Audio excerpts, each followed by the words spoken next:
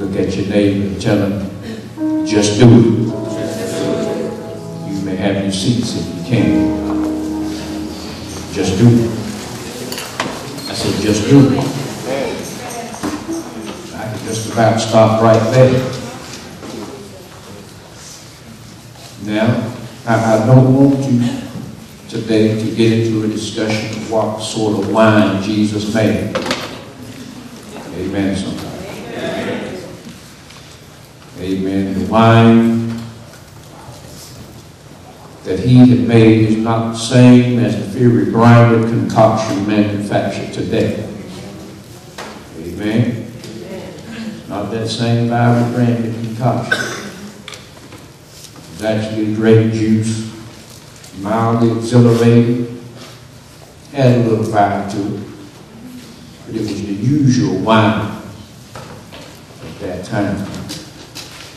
In fact, he came back and said in Luke 21:34, he said, be not overcharged with surfeiting, meaning overeating and drunkenness.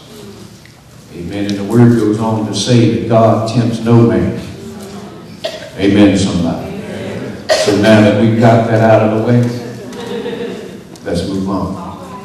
Now the time was the third day after he came to Galilee. The place was Cana of Galilee, and the occasion was a marriage. Now, the principal guest at this marriage was Christ, his disciples, and his mother was also there. Now, Christ had just started his ministry, so he now only had just a handful of disciples. I believe there were approximately 5 disciples that he had. And, you know, and they were all invited to come to this marriage. And, you know, and one thing when we see this, not only do we see it, but he also shows us how to conduct ourselves at functions. Amen. You know, don't go to the family reunion getting all mad. Amen. Mad at Uncle and them. Amen. And the aunt and soup and all them. Amen. But you go there and represent Christ. Amen, somebody. And so it said that he was invited to the marriage. Now, let me stop right here and just give a shout out to the married folks and those that want to be married. It said he was invited. How many know that you always got to invite God to your marriage?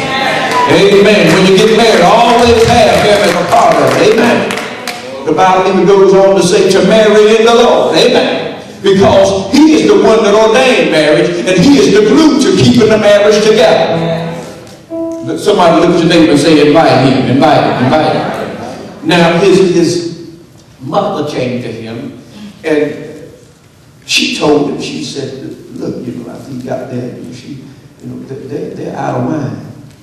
You know, perhaps they were too many people there, you know, but she said they're out of wine because these marriage celebrations back then went on for days. A marriage celebration could go on for weeks. So they would need the wine, they would need the drink, amen.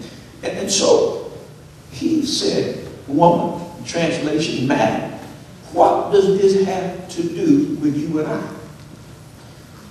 He said, I did not come. In other words, I didn't come to do your bidding and your will. I'm here to do the will of God the Father. I'm just not here just to show out. Amen. Now, we understand now that his mother, knowing him for approximately 30 years now, actually knew some things about him. Perhaps maybe she saw him do some things. She saw him give words of wisdom. She saw him change her husband's situation just by a word.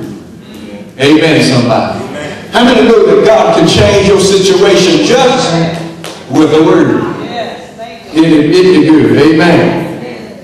But we see here that Jesus gives her just a gentle rebuke, and he says, you know, because mine hour is not yet come. In other words, it's not time for me to do this yet. It's not time for me to do this specific miracle yet. Amen.